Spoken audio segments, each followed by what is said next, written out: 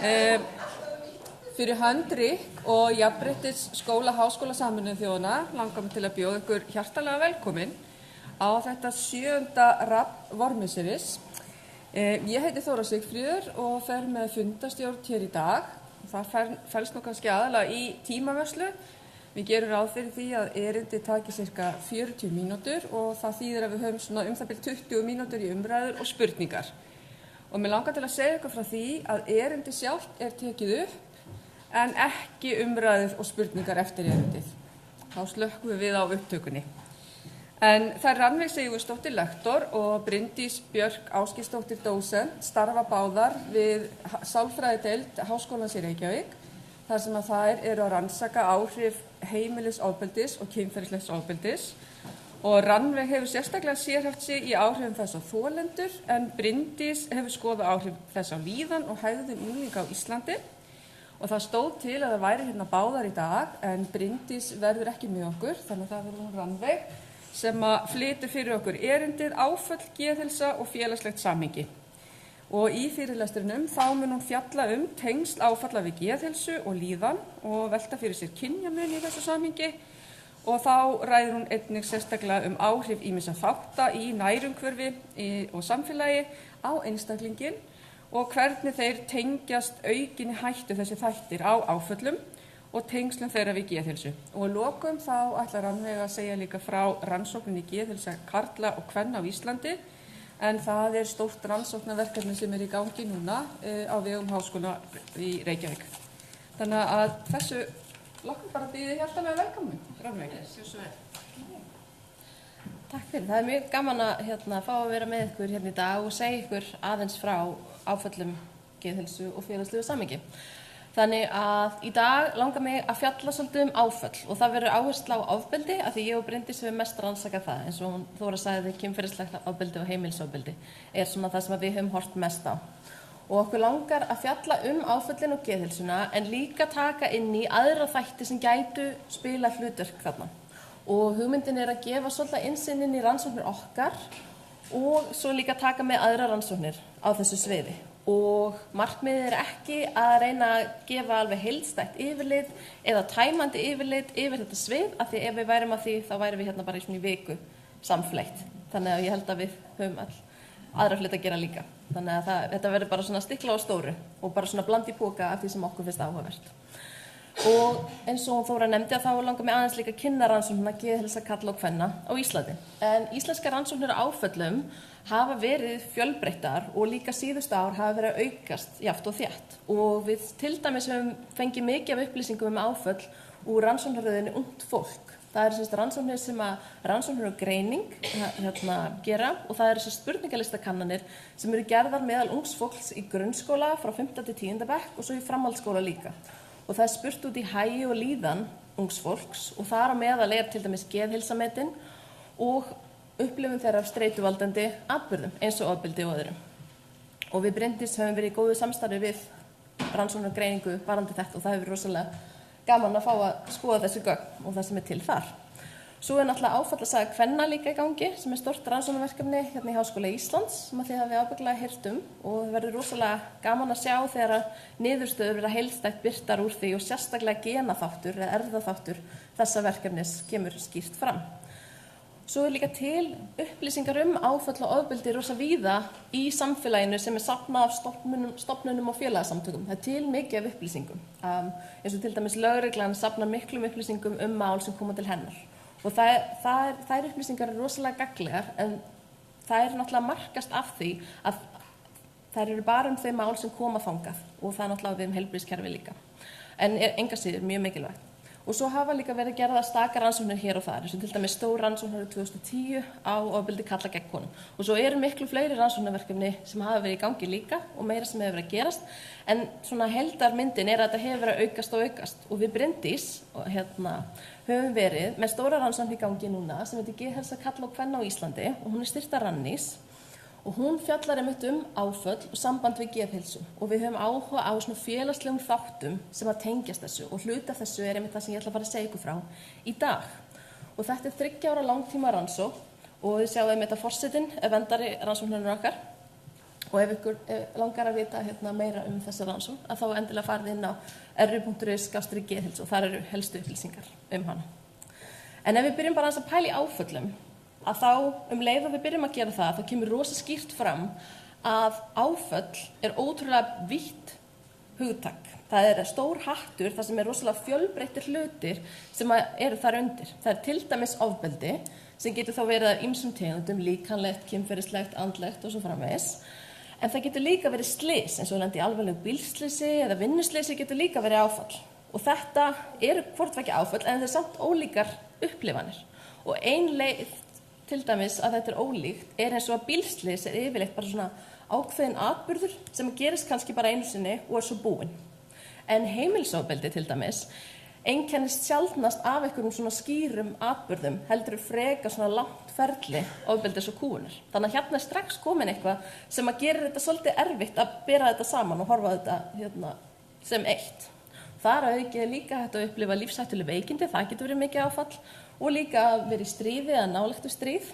Og þegar við hugsum áföll, að þá erum við bæði að horfa það að lenda sjálf í áfalli, eða verða vitni áfalli annarra. Það getur líka verið mjög erfitt.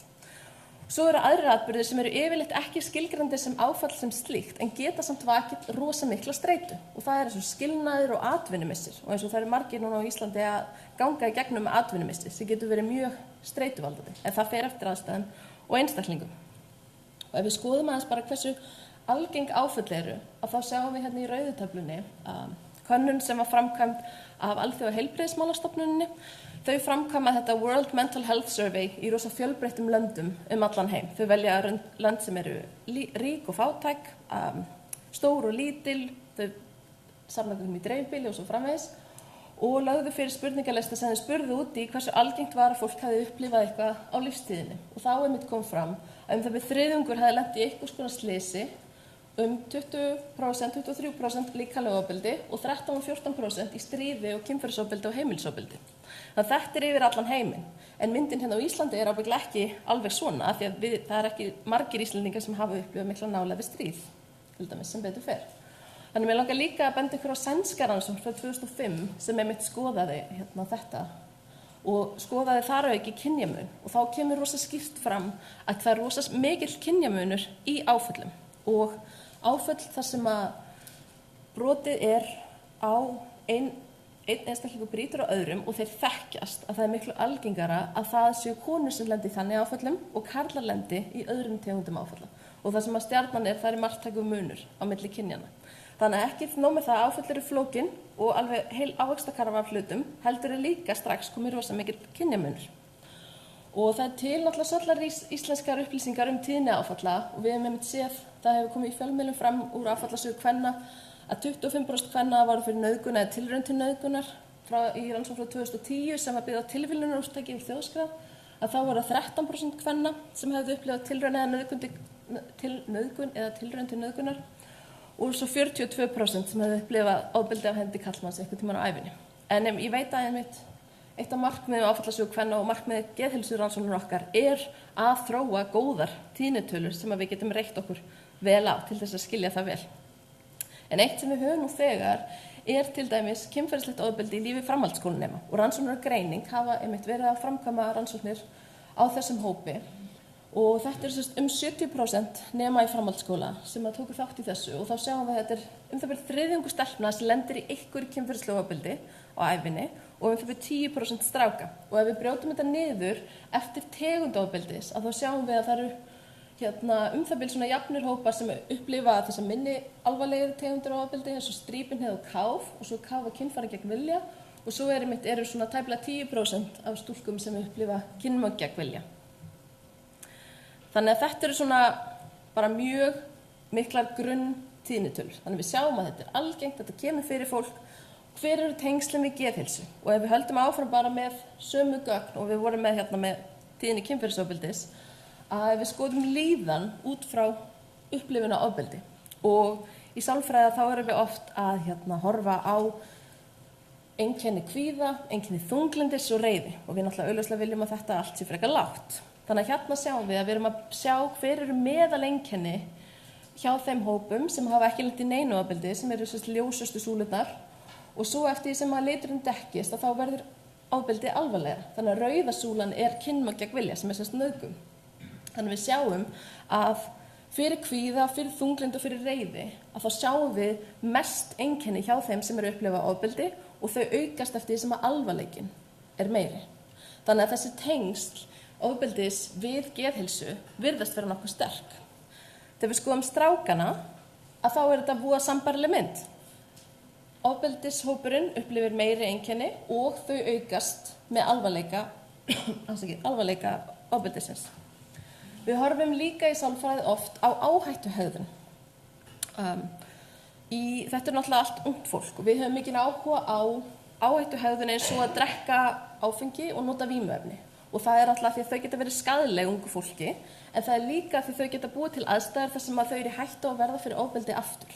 Þannig að við viljum alltaf minnka það. En við sjáum einmitt að hóparnir sem eru að nota mest af áfengi og vímuefnum, eða líklegast að hafa gert það, að það eru einmitt hóparnir sem hafa upplifað alvarlegast ofbeldi. Svo þegar við horfum einmitt á sjálfsskaða, sjálfsvígshugsanir og sjálfsvígstilraunir, að þá eru þær líka algengastar hjá þeim sem hafa upplifað alvarlegasta ofbeldi. Og við sjáum að einmitt fyrir sjálfsskaða og sjálfsvígshugsanir þá erum við komið 2/3 þeirra sem hafa upplifað nauðgun sem hafa gert eitthvað af þessu, skaða sig eitthvað tíman eða hugsa eitthvað tíman sjálfsvíg. Og þegar við horfum á sjálfsvígstilraunir að þá erum við komið 1/3 stúlkna sem hefur reynt að taka líf sitt af þeim sem hafa upplifað nauðgun samanborið við 6% af þeim sem hafa ekki upplifað kynferðislegt ofbeldi. Þannig að þetta ótrúlega sláandi tölur í rauninni og þetta hópur sem að þarf að hjálpa mjög mikið að mínu mati. Og í rauninni strákamyndin voða svipuð. Við sjáum að það rosa há tíðni eins og sjálfsskaða og sjálfsvígshugsana og einmitt að sjálfsvígstilraunir eru líka háar. Og þetta alltaf hópurinn sem hefur orðið fyrir mestum alvarlegasta ofbeldinu sem sýnir mest af þessu. Þannig að þetta sem ég var að tala núna var allt bara ungt fólk. Þannig að það hefur upplifað ákveðna hluti og að upplifa ákveðna líðan. En það hefur náttúrulega upplifað frekar stutta ævi, svona í samanburði við eldra fólk. En rannsóknir hafa mjög skýrt sýnt að erfið reynsla í æsku spáir fyrir heilsu seinna á ævinni og alveg töluvert mikið seinna á ævinni. Og þessi erfiða reynsla, hún getur verið svona beinn skaði eins og ofbeldi og vanræksla, en hún getur líka verið óbeinn, eins og að alast upp í mjög streituvaldandi aðstæðum, eins og til dæmis ef að foreldri með vímuefnavanda eða eitthvað slíkt. Og þetta sem sagt tafla úr yfirlitsgrein þar sem að höfundarnir tóku rannsóknir og flokkuðu saman þeir sem hafði upplifað 4 svona atburði, 4 svona erfiða reynslu, ofbeldi, vanrækslu, fátækt og fleira. Hversu mikil áhætta var á þessum geðheilsu útkomum hjá þeim samanborið við þá sem hafði upplifað 3 eða færri svona atburði. Og við sjáum að fyrir kvíði, litla lífsánægi og þunglyndi að þetta svona cirka 4 sinnum meiri áhætta. Þannig að þetta fólk sem fullorðið, þetta kannski 20-30 ár eftir að þessir atburðir, þessar aðstæður hafa verið til staðar. Þannig að áhrifin ótrúlega langvinn og mikil. Þannig að við sjáum að þetta er mjög alvarlegt og fræðimenn hafa stungið upp á því að það sé í rauninni til staðar ákveðin næmiskeið í þroska. Að ef að þessir atburðir, þessi mikla streita til staðar á ákveðnum aldri að þá hefur það áhrif á þroska, það mótar taugakerfi, mótar innkirtlakerfi og setur allavega suma á þessum einstaklingum á mjög slæma braut seinna í lífinu. Og þessir viðburðir tengjast líka slæmri heilsuhegðun eins og að nota áfengisneyslu og ólögleg vímuefni. Og eins og við sjáum líka fyrir sjálfsvígstilraunina þá hættan 30 sinnum meiri hjá þeim sem hafa þessa reynslu samborið við hina. Önnur geðheilsuútkoma sem við hugsum oft í samhengi við ofbeldi og áfall áfallastreituröskun, en það geðröskun sem greind eftir að hafa lent í áfalli og felur í sér svona fjölbreytt einkenni og það snúa oft atburðin, að muna atburðin aftur og aftur, finnast eins og endur upplifa hann, jafnvel dreyma einhverja martræðir hann, það getur líka falið í sér að forðast eitthvað sem tengist atburðinum og líka svona sjálfsásökun og neikvæðar hugsanir og slíkt. Og við sjáum að það ekki nærri allir sem eru að upplifa áfallastreitueinkenni þannig að þeir ná í greiningaskilmerkjum og í svo í Bandaríkjunum að þá 8% sem ná greiningaskilmerkjum einhvern tímann á ævinni og í Svíþjóð það tæplega 6%. og við sjáum að þetta svolítið áhugavert af því það eru flestir sem upplifa einhverja streitu einhvern tímann á ævinu en það bara ákveðin hópur sem þróar þessa mjög alvarlegu röskun með sér og hún mikilvæg af því að hún náttúrulega þetta eru mjög alvarleg einkenni og geta mikil áhrif á líf fólks en þau spá líka fyrir slæma líkamlega heilsu og svona seinna. Og við sjáum líka að konur eru líklegri til þess að greinast með áfallastreituröskun og það má líklega skrifast á það að þær eru líklegri til þess að upplifa kynferðisofbeldi. En bæði geðheilsa karla kvenna á Íslandi og áfallasæk kvenna eru að mæla áfallastreituröskun. En þá fáum við góðar upplýsingar þetta á Íslandi sem hefur vantað alveg rosalega. Allt þetta sem ég búin að tala núna hafa verið neikvæð áhrif áfalla. Allt slæmt eftir áfall. En fræðimenn eru meira og meira að byrja að pæla í getur verið samt að þessi eitthvað við áfall sem hafi einhver jákvæð áhrif og vöxtur eftir áfall eitt slíkt hugtak. Það að segja að upplifa einhverja jákvæða breytingar á sjálfum sér. Finna kannski, mér tókst nú að lifa þetta af, ég sterkari en ég hélt. Eða fólki í kringum mig hjálpaði mér svo mikið, ég vissi ekki ég geti treyst svona mikið á þeim. Þannig að það eru sumir sem að upplifa vöxt eftir áfall og eins og fyrir kynferðisofbeldi að þá sjáum við að vöxturinn mestur hjá þeim sem upplifa einhverja áfallastreitu. Þannig að áfallið þarf að hafa kallað fram einhverja vanlíðan hjá þér og þú hefur svo náðir eftir það og þá upplifir hann vöxt en ekki of mikla því að þá kannski ertu ekki ennþá búin að ná þeim bata sem þú vilt. Og vöxtur eftir áfall einmitt eitthvað sem við ætlum að skoða í rannsókn okkar geðheilsa karla og kvenna. Þannig að þetta eru áfallið og þetta eru geðheilsan. Þetta vita rosa margir. En við þurfum líka að hugsa samfélagslega þætti. Og ef við tökum bara nokkur skref tilbaka, að þá getum við hugsa bara hvernig reynum við að bæta heilsu og líðan fólks best. Hvað getum við gert? Og það bara mjög svona basic level í rauninni, 2 hlutir. Við getum komið í veg fyrir áfall, bara þau gerist yfir höfuð. Og það eru ákveðin áfall þar sem það hefur verið gert. Eins og til dæmis í slysavörnum. Að eins og komið í veg fyrir bílslys og minnka áhrif þeirra eins og nota bílbelti og svona, það hefur bara virkað mjög vel. Það miklu færri sem deyja úr bílslysum í dag heldur en gerðu fyrir einhverjum árum síðan. Svo líka þetta að grípa inn í þegar áfallir hefur átt sér stað og eins og út frá sálfræðina þá það oft einhvers konar meðferð eins og áfallamiði hugræn atferlismeðferð sem hefur til dæmis gefist vel. En það eru þættir sem að spila inn í þetta tvennt. Þeir hafa áhrif á hvort áfallin gerist og svo hvort það sé hægt að gera eitthvað eftir það. Þannig að við þurfum svolítið að reyna að hugsa líka bara einstakling í samhengi við umhverfið sitt. Ég ekki bara Rannveig sem bara ég og gera alltaf stjórnast eingöngu af mínum eigin hugsunum og tilfinningum. Heldur bý ég í samhengi við fólkið í lífi mínu. Við fjölskyldu og vini, ég bý í ákveðnu nærsamfélagi, ég vinn á ákveðnum stað og í samskipti við fólk þar, ég bý í hverfi og svo framvegis og svo bý ég líka í samfélagi, þar sem ákveðin viðhorf og reglur og allt þetta hefur áhrif á hegðun mína og líðan og ég á sama hátt get haft ákveðin áhrif á þetta umhverfi líka. Þannig að það að hugsa geðheilsu og áfall og geðheilsu einungis út frá einstaklingnum getur verið svolítið takmarkandi. Þannig að við hugsaum þetta oft út frá svona áhættu þáttum og vendandi þáttum. Hvaða þættir til staðar sem að auka eða minnka hættu á áföllum og svo að auka eða minnka hættu á að afleiðingar þeirra verið neikvæðar. Þannig að þetta verður ótrúlega flókið samspil menningar og samfélags og fleira. Og við sjáum í mjög mörgum gögnum að það eru tengsl til staðar en orsakasambandi getur oft verið mjög flókið. Og við byrjum bara aðeins að vinna okkur gegnum þennan lauk. Að þá við byrjum að tala fjölskyldu og vinir, að þá sýna rannsóknir almennt fyrir geðheilsu að fjölskyldustuðningur ótrúlega mikilvægt. Það mjög mikilvægt þáttur geðheilsu að hafa eitthvað í lífið þínu sem þú getur treyst alveg og veist að mun alltaf vera til staðar hjá þér. Og þegar við tölum ofbeldi, þá foreldrastuðningur fyrir börn sem hafa verið fyrir ofbeldi ótrúlega mikilvægt. Og við Bryndísum til dæmis með rannsókn núna í barnahúsi, þar sem eru börn sem hafa orðið fyrir kynferðisofbeldi. Og við erum að rannsaka áhrif foreldrastuðnings fyrir þessi börn. Og rannsókninni ennþá í gangi, en fyrstu niðurstöður gefa mjög sterkt til kynna að börn sem eru með meiri foreldrastuðning upplifi minni einkenni áfallastreitu. Þannig að það bætir geðheilsu þeirra bara í sjálfu sér að hafa foreldri sem að styður þig. Og það náttúrulega mjög mikilvægt og einmitt rökstuði það af hverju við eigum að vera að hugsa þetta í þessum hringjum líka. En við getum líka að skoða þetta í gögnum til dæmis frá rannsóknum og greiningu. Þetta eru gögn úr framhaldsskóla frá 2013. Hérna erum við að skoða líkur þess að verða fyrir ofbeldi, að verða fyrir kynferðislegu ofbeldi. Og við sjáum að þau börn sem eiga erfitt með að finna umhyggju og hlýju frá börnum sínum, að þau eru líklegri til þess að hafa orðið fyrir ofbeldi.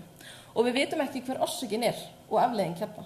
Kannski hefur ofbeldið átt sér stað og kannski foreldri gerandi, við vitum það ekki einu sinni, og kannski barnið að upplifa slæmar afleiðingar og dregur sig þessna frá foreldri sínum eða eitthvað. Við vitum ekki hvað það en þessi tengsl eru samt til staðar. Og við sjáum þetta líka þegar við skoðum hversu auðvelt börnum finnst að fá aðstoð við námi frá foreldrum. Ef að foreldrar upplifa að börnin upplifa að foreldrarnir séu ekki eins mikið til staðar, að þá tengist það meiri áhættu.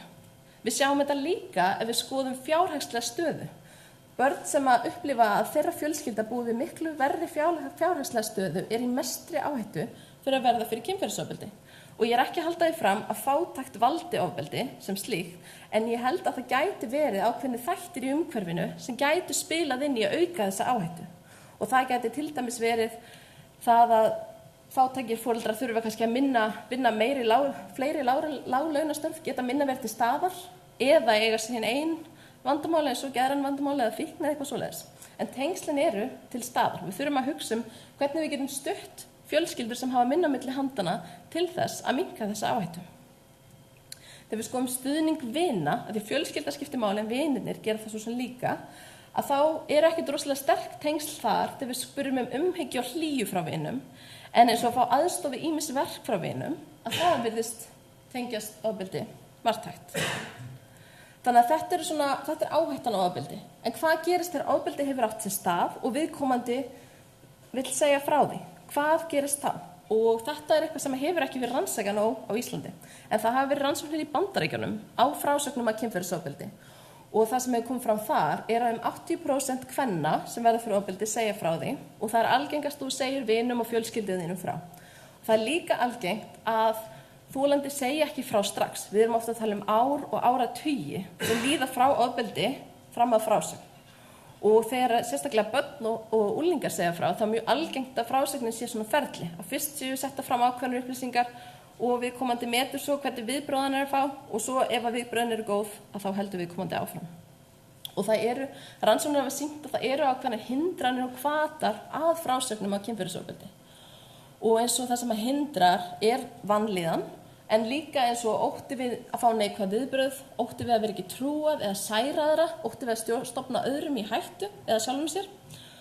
Og svo líka að finnast sagan mögulega ekki passin í svona samfélagslega samþykktar hugmyndir atburðin. Og þetta kannski útskýrar hluti til af hverju karlar segja síður frá en konur. Að þolandi kynferðisofbeldis, við sjáum það sem konu sem hefur ákveðna eiginleika. Það sem hvetur til þess að fólk segir frá trú að frásögnin geti hjálpa öðrum, og við séum þetta oft í rannsóknum og líka í praktikinni að ef að eins og barn eða unglingur að verða fyrir kynferðisofbeldi í eitthvað tíma og sér svo að gerandinn farin að leita á eitthvað annan, að þá hvetur það viðkomandi til þess að segja frá, til þess að koma í veg fyrir að hinn lendi í ofbeldi líka. Það getur líka hjálpa náttúrulega ef viðkomandi heldur að frásögnin muni hjálpa eigin bata og líka bara vera með mikinn félagslegan stuðning í kringu sig. En svo annað sem fjölmiðlaumfjöllun, og það hefur sýnt að þegar fólk stígur fram í fjölmiðlum og segir frá eigin reynslu, að þá hefur það þessi áhrif að það normaliserar. Það sýnir að þetta getur komið fyrir alla og þetta svona ákveðið fordæmi að stíga fram og segja svona. Og þetta getur líka jafnvel hjálpa þolendum að skilgreina atburðinn sjálfan. Og þetta svona svolítið einstakt fyrir ofbeldi að fólk sé ekki alveg visst með skilgreiningar og svona. En frásagnir eru rosalega mikilvægar og við þurfum að hvetja til þess að fólk segi frá, af því að það getur stoppað ofbeldi eða verið það í gangi. Það getur líka fyrirbyggt ofbeldi gagnvart öðrum og mögulega hafið bataferli. Og þetta vitum við ekkert á Íslandi, en í geðheilsu karla og kvenna erum við að rannsaka frásagnir af kynferðisofbeldi. Og við sjáum í eitthvað fyrstu tölum að það eru margir sem segja frá, en það líður rosalega langur tími til frásagnar. Þannig að það í rauninni bara í samræmi við fyrir rannsóknir. Þannig að þetta eru þættir sem hafa áhrif á af hverju þolandinn segir frá. En svo segir þolandinn frá og hann segir annarri manneskju frá. Hvernig bregst hin manneskjan við? Það virðist líka vera lykilþáttur í geðheilsu viðkomandi. Og bandarískar rannsóknir sýna einmitt að neikvæð viðbrögð eins og að kenna þolanda trúa ekki, taka stjórn eins og að æða með viðkomandi til lögreglu eða læknis án þess að hafa leyfi frá viðkomandi, að þau hafa ótrúlega neikvæð áhrif og þessi sterku neikvæð áhrif eru sérstaklega þunglyndi og áfallastreitu. Þannig að við sjáum að viðbrögð frá umhverfinu geta haft ótrúlega sterk áhrif á geðheilsu viðkomandi sem ég finnst sýna mjög vel að við verðum að taka það með. Það að gefa jákvæð viðbrögð getur til dæmis verið að segja eitthvað fallegt og styðjandi, en þau virðast hafa mun minni áhrif á geðheilsu. Þannig að við þurfum að kenna fólki að bregðast, eða í raun að forðast að bregðast við á neikvæðan hátt til þess að reyna að minnka skaðan sem getur orðið af því. Þannig að við þurfum bæði að kenna fólki að segja frá og svo kenna hinum að bregðast við, svo að það verði ekki meiri skaði. Og við getum líka hugsað viðbrögð annara og einstaklingin svo. Og þetta einmitt ein grein sem ég birti sem snýst þessa jákvæða og neikvæða viðbrögð og svo sjálfsásökun. Sjálfsásökun til í tveimur gerðum og það svo sem snýr að hegðun sem svona ég hefði ekki átt að vera þarna, ég hefði ekki átt að fara heim með honum, ég hefði ekki átt að gera þetta. Og svo ásökun sem snýst karakter minn, mitt eigið eðlisfar. Þetta ofbeldi var mér að kenna því ég drusla og ég slæm og ég vond. Ef þú hugsar ásökunina þannig að það hefur það miklu verri áhrif á þig og eins og til dæmis tengist meiri drykkju. Þannig að við sjáum að neikvæðum áhrif frá umhverfinu tengjast þessi karakter eðlisfars sjálfsásökun sem svo tengist áfengisneyslu sem mjög slæmt. Við getum líka hugsað ef við förum aðeins víðar út nærumhverfið og þá erum við ofta að tala vinnu, skóla og svo framvegis, hverfi sem við búum í og svo framvegis. Og eins og fyrir skólan, ef við skoðum aftur framhaldsskólagögnin frá 2013, að börn sem finnst að vera utanvellt í skólanum, að þau eru í meiri hættu á að verða fyrir ofbeldi og börn sem finnst þeim líða illa í skólanum. Þannig að það hefur einhver áhrif á þau. En svo líka stríðni og einelti. Börn sem hafa orðið fyrir kynferðisofbeldi eru líklegri til að verða líka fyrir stríðni og einelti. Þannig að það sýnir líka að áföll gerast ekki bara eitt og eitt, heldur skarast þau oft og áhrif þeirra geta margfaldast jafnvel. Þannig að ef ég hef lent í einhverju einu sinni þá aukast líkurnar töluvert að ég lendi því aftur. Annar þáttur í nærumhverfi sem við Bryndís sem svolítið verið að velta fyrir okkur trú einstaklings, trú eins og Guð og þjóðkirkjan og það. Og þá eru 3 þættir sem að skipta máli þegar kemur að trú. Það eins og trú einstaklings, þetta stundum kallað spirituality á ensku. Þetta samband mitt við einhvern aðra mátt, Guð eða einhverja orku eða hvað sem það kann að vera. Svo það að búa í trúalegu nærsamfélagi. Það að vera eiga foreldra eða vini sem að iðka eða hafa einhverja trú og svo það að iðka trú sjálfur. Fara í kirkju, vera í félagsstarfi, svona æskulýðsstarfi og eitthvað svoleiðis. Og við sjáum að það trúalegi stuðningurinn og nærsamfélagi sem hefur rosalega jákvæð áhrif á ungt fólk. Við sjáum minni depurð og minni reiði og minni notkun vímuefna, áfengis og sígaretta. Og við sjáum að þessi trúarlegi stuðningur og nærsamfélagi, það hjálpar þolendum ofbeldis sérstaklega mikið. Þannig að það sérstaklega mikilvægur þáttur hjá þeim. Þannig að ef við fyrir svo út í ysta lagið, að þá getum við hugsað samfélagið. Og viðhorf áföll og geðheilsu hafa rosa mikið að segja hvort fólk stígur fram og bara hvernig fólk nálgast þetta efni í rauninni. Og rannsóknir hafa sýnt að það eru ákveðnir hópar í hættu fyrir að verða fyrir ofbeldi og eiga svo mögulega erfiðara með að leita sér aðstoð eins og fólk með fötlun til dæmis. Og samfélagslegar hugmyndir ofbeldi geta stoppað fólk eins og ég var að nefna áðan. Það getur verið erfiðara fyrir karla að segja frá. Og ein vídd af þessu sem við höfum skoðað pínlítið hinsegin fólk og ofbeldi og ég hef gerði rannsóknir í Bandaríkjunum og þá vorum við að skoða þolendur kynferðisofbeldis og við vorum að bera saman hinsegin og gagnkynhneigða kvenkyns þolendur kynferðisofbeldis og bera saman geðheilsu þeirra. Og við sáum að þegar við tvíkynhneigða og gagnkynhneigða að þá voru þeir tvíkynhneigðu að upplifa meiri vandamál með áfengi og vímuefni og meiri einkenni þunglyndis og áfallastreitu. Og þegar þeir sögðu frá fengu þeir neikvæðari viðbrögð frá öðrum. Hérna á Íslandi erum við að byrja að skoða þetta, en það einmitt birtar rannsóknir sem sýna að hinsegin ungmenni upplifa meira þunglyndi, reiði og streitu heldur en gagnkynhneigð ungmenni. Og kynferðisofbeldi sérstaklega mikill áhættuþáttur fyrir tvíkynhneigð ungmenni þegar kemur að vímuefnanotkun og sjálfsskaða. Þannig að það eitthvað í gangi þarna, eitthvað sem við þurfum að skilja betur. Og einn þáttur sem hefur verið notaður í Bandaríkjunum til að skilja þetta hinsegin streita, sexual minority stress. Og það sem sagt streita sem fylgir því að búa í algjörlega gagnkynhneigðu samfélagi. Að allir eru partur af einhverjum pakka sem þú ert ekki partur af. Og þetta bæði mismunun að vera útilokaðir frá hlutum og líka bara finnast þú vera öðruvísi. Og bandarískar rannsóknir hafa sýnt að hinsegin streita tengist verri heilsu og við höfum séð ítrekað í rannsóknum að tvíkynhneigðir virðist standa ennþá verr heldur en samkynhneigðir og fræðimenn hafa velti upp að mögulega sé það af því að þeir upplifa bæði höfnun frá almenna heteronormatífa samfélaginu en passa líka heldur ekki allt og vel eða finnst þeim ekki passa vel inn í hinsegin samfélagi. Þannig að við þurfum að skilja þetta betur og mér langar að rannsaka hinsegin streita á Íslandi, það á þessum rosa langa to-do-lista mínum. Svo langar mig aðeins að tala að því ég var að tala frásagnir áðan og frásagnir, þegar við tölum frásagnir í eigin persónu, að þá erum við yfirleitt að segja fjölskyldu og vinum frá. Þess vegna var það innar í lögnum. Núna erum við farin að segja frá á samfélagsmiðlum. Þá erum við farin að segja öllum á netinu frá okkar reynslu og það okkur langar svolítið að skoða hvaða áhrif það hefur.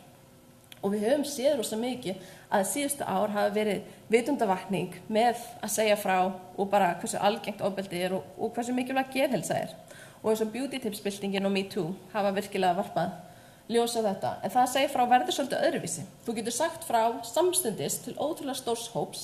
Áður fyrir varstu kannski að segja 1 eða 2 í einu og þurfti kannski að segja aftur og aftur. Þú ert líka að segja ókunnum frá sem bara gerðist eiginlega ekki áður. Og viðbrögðin aðeins ólík og ég ætla aðeins að fara yfir þetta. Það sem við gerðum var að við tókum tæplega 400 færslur af Facebook og Twitter á árunum 2015 til 17 og þetta ekki eins og með Me Too inni, þannig að það allt kemur eftir þetta. Við sjáum að samfélagsleg umræða ofbeldi virðist vera svona hvati til þess að fólk segir frá á þennan hátt. Þetta svona fjöldi sem kemur og þetta svona bylgjur. Við sjáum hann í kringum beauty tips byltinguna, þannig maí, júlí, þá kemur rosa stór bylgja. Svo í nóvember sama ár kemur önnur bylgja, það tengdist mótmælum hjá lögreglustöðinni og svo árið eftir önnur stór bylgja í kringum druslugönguna. Þannig að það ákveðnir þættir sem virðast tengjast í að segja frá. Og svo ákveðnir hvatar. Við lásum færslunar og sáum af hverju fólk að segja frá. Og það kom mjög sterkt fram svona 2 lykilþættir. Og það var í fyrsta lagi það að sjá aðra að segja frá að þennan hátt. Og að það sé hvati í sjálfum sér. Og þetta kannski virkar svipað á fjölmiðlaumfjöllunni. Að við sjáum að það að sjá aðra gera þetta normaliserar og gera auðveldara fyrir aðra að koma á eftir. Og það einmitt margir sem segja að þess þungri byrði sé af þeim létt. Og sum af þessum færslum endurspegla að sumum finnst þeir jafnvel vera svona koma út úr skápnum sem þolandi. Þetta sé partur af þeim sem þeir hafa ekki þorað að viðurkenna fyrir öðrum en núna sé það í lagi að stíga fram. Annar hvati að það verður til eitthvað svona samfélag í kringum það að segja frá og þetta tengir saman fólk á samfélagsmiðlum sem að það þekkir ekki í raunheiminum. Og þetta sérstaklega á við hópa eins og beauty tips og svona kom mjög sterkt fram. Og svona sálfræðilega finnst okkur mjög áhugavert að hugsa þetta af því það myndast svona félagsleg norm í hópnum frásagnir. Að þeir sem að segja frá, þeir þolendur eru hetjur, sterkir, að þeir sýni gott fordæmi og svo framvegis. Þetta eitthvað sem við höfum ekki séð svo mikið áður. Svo við skoðum viðbrögð við frásögnum að þá alveg mjög skýr munur á því að segja frá netinu og í eigin persónu. Og eins og á netinu að þá skoðum við eins og like sem fólk fékk og þau fóru alveg upp í yfir 2000 like og fengur rosalega margar jákvæðar athugasemdir og athugasemdirnar voru oftast eitthvað mjög stutt, kannski sett bara svona hjarta eða sagt flott hjá þér eða þú ert sterk eða eitthvað svoleiðis. Í eigin persónu að þá segir fólk miklu færri frá og það verður miklu meiri blanda af viðbröðum í rauninni. Sumir fá jákvæð viðbröð eins og efra að það sem að umhverfi virðist hafna gerandanum og standa með þolandanum og aðrir fá neikvæð viðbröð. En það sem að mér finnst svo áhugavert það að við vitum ekki hvaða geðheilsu áhrif þessi viðbröð hafa. Neikvæð viðbröð áhrif þess að segja frá í eigin persónu hafa sterk áhrif á áfallastreitu og þunglindi og við vitum það. En hvaða áhrif hefur það ef ég set sögu mína á netið og ég fæ 1000 like? Hefur það áhrif á heilsu mína og sérstaklega til frambúðar? Gerir það eitthvað fyrir mig? Mér finnst það persónulega líklegt en ég vil skoða það með rannsóknum. Þannig þess vegna erum við með sérstakann fókus á þetta líka í geðheilsa karla kvenna. Meta geðheilsu þessara einstaklinga til að sjá hvort að við finnum eitthvað þar sem við getum horft á líka. Og svo núna bara svona alveg síðast að í þessum færslum að þá líka hægt að lesa út svona ákveðin samfélagsleg viðhorf ofbeldi, af hverju það á sér stað og svo framvegis. Og þetta má sjá sem svona lýsingar eða skýringar á ofbeldi og skýringar á ofbeldi og réttlætingar svona í sögulegu samhengi hafa verið rannsakaðir hjá gerendum. Það er, farið í eins og fangelsi og tala við dæmda nauðgara til að sjá, hvernig sjá þeir brot sín, af hverju gerðu þeir þetta, hvernig réttlætaðir og réttlætaðir eða ekki. Og það sýnir sig að þeir sem að réttlæta hegðun sína, þeir eru líklegir til þess að brjóta sér aftur. Í þessum færslum þá eru þolendur að segja frá sinni reynslu og þeir segja frá eigin sín á efnið, en þeir segja líka frá gerendunum. Þeir lesa í hegðun, segja frá einhverju sem gerandinn sagði og svo framvegis. Þannig að þegar ég var að fara í gegnum þetta, þá fannst mér svona nokkur svona skýr þemu koma fram í þessum skýringum. Og eitt af því sem hefur komið mjög sterkt fram í literatúrnum hjá dæmdum gerendum, en kom líka mjög sterkt fram í sögum þolendana, voru það að gerendurnir höfðu svona almennt mjög neikvæð viðhorf til kvenna, kalla konur ljótum nöfnum og eitthvað svona, tala illa til þeirra. En svo líka ákveðnar hugmyndir að konur blekki karla. Þær segja eitt og meina annað og svo framvegis. Og eins og greinin sem ég skrifaði, þetta heitir einmitt Þú veist, þú vilt það og eitthvað svona. Önnur svona hugmynd sem kom fram var líffræðileg eðlishyggja. Það er í rauninni það að karlar hafi mjög sterkar líffræðilega hvatir að þarfir sem að þeir stjórnast fullkomlega af. Þeir ráða ekkert við þetta. Og ofbeldi sem þeir beiti aðra sé það svona ekki þeim að kenna í rauninni. Þeir eru bara þrælar sína eigin hvata. Og þetta kom var algeng skýring hjá gerendunum. Og þetta er einmitt eitthvað sem að þolendurnir segja að gerendun hafi sagt. Nei, þetta var ekkert nauðgun, ég hætti bara að hugsa það sem þú vildir og einbeitti mér að mínum þörfum í staðinn. Það er augljóst að þarfirnar hans trompa hennar vilja og hennar rétt á sínum líkama í rauninni. Og svo einmitt hann kenndi mér að það hvort ég vildi ríða eða ekki skipti ekki máli. Það væri fyrir öll að hann fengi það. Hann sagði mér að allir karlmenn væri svona, ég væri bara að gera mikið úr hlutunum og þetta væri eðlilegt. Svo eru fleiri skýringar sem koma fram og það er náttúrulega tengjast hinum í rauninni. Það er eins og réttindaskýringar. Það er að karlar eiga rétt á konum og sérstaklega líkömum kvenna til kynlífs. Og rannsóknir hafa sýnt mjög mikið að dæmdir nauðgarar hafa rosa mikið af þessu viðhorfi og í Bandaríkjunum að þá er mitt hefur þetta sést mikið í svona paraofbeldi. Karlar eiga rétt á konum og líkama eiginkvenna sinna og eins og dæmi þess að eiginmenn hafa ekki verið dæmdir fyrir að nauðga konunum sínum bara því þær eru konurnar þeirra.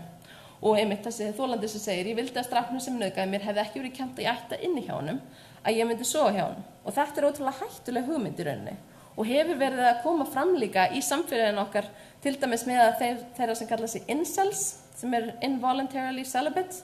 Þetta eru karlmenn sem að upplifa það að þeir eigi rétt á kynlífi með fallegum konum, ekki bara hvaða konu sem er, og ef þeir fá það ekki, að þá sé verið að brjóta á þeirra persónulegu réttindum. Og það sem er hættulegt við þennan hóp er að þeir hafa verið að fremja hryðjuverk í Bandaríkjunum og Kanada. Þeir hafa drepið konur, þeir hafa keyrt inn í hópa fólki og svo framvegis. Þannig að þessi hugmynd, þessi rót er ótrúlega hættuleg líka. Önnur skýring sem kom sterkt fram líka var að fólk og sérstaklega konur sem metnar frá útlit og notagildi en rannsóknir hafa líka sýnt að þeir sem hlutgera aðra eru líklegri til þess að kenna þolendum ofbeldi og gera lítið úr þjáningu þeirra. Og þeir sjá að það er bæði það hvernig gerandinn haga sér að þolandinn túlkar það þannig að þú sér bara hlutur í rauninni eins og kynlífsdúkka, en svo er líka þolendur að segja frá ég sá sjálfa mig svona líka. Ég hélt að þetta væri svona, en núna er ég búin að læra það að þetta á ekki vera svona. Og í færslunum komu líka fram þolendaskýringar og þær snerust miklu meira að kenna þolandanum á eitthvað tátt. Að þolandinn hafi ekki sýnt nógu mikið viðnám, hafi ekki barist nógu og jafnvel ekki sagt nei nógu skýrt. Og líka það að þolandinn hafi verið að neyta áfengis, sem við náttúrulega höfum séð margoft í fræðunum. Þannig að við sjáum að þessir þolendur í sögunum þeirra er ótrúlega mikið af svona skýringum og þeir setja þær oft fram til þess að hafna þeim. Og það er alveg mjög skýrt að þolendurnir sjálfir er ekkert að trúa þessu í rauninni. En sem rannsakandi er ótrúlega óvenjulegt að hafa svona beinan aðgang að orðum þolenda og þeirra svona sýn á ofbeldi. Og ég held að þessar hugmyndir sem koma fram hérna væri eitthvað sem væri ótrúlega áhugavert að reyna að vinna gegn. Að þetta er svona, þetta eru hugmyndir sem eru oft ekkert ótrúlega áþreifanlegar í samfélaginu, en ég vissum að þið hafi öll heyrt eitthvað sem tengist eitthvað af þessu áður. Þannig að forvarnir fyrir ofbeldi gæti til dæmis verið að reyna að taka á eitthvað af þessum hugmyndum, eins og það að konur eigi rétt á sínum eigin líkumum og eru ekki til staðar bara til að þjóna köllum og alls konar hluti sem tengjast því. Þannig að við höfum séð að það ýmislegt sem tengist áföllum og geðheilsu. Það miklu fleira en ég búin að segja líka, en það bara verður að koma bara næst. Og áföll eru samfélagslegt fyrirbæri. Þetta yfirleitt hegðun sem gerist á milli einstaklinga. Þannig að við þurfum að taka það samhengi með til þess að reyna að skilja fyrirbærið almennilega. Og við þurfum að hugsa hvernig styðjum við þá sem hafa upplifað erfiða reynslu og sérstaklega hugsa þetta út frá viðbrögðum, en svo náttúrulega líka meðferð og annað sem skiptir máli. Og við vonumst til þess að rannsóknarverkefnið okkar muni varpa ljósi á þessa mynd. Takk fyrir mig.